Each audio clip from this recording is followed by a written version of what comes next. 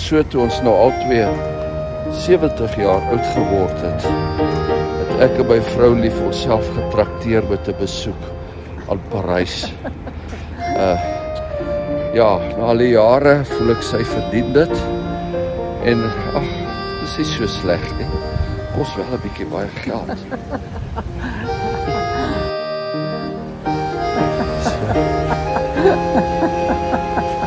Sy kan so 'n bietjie hierso.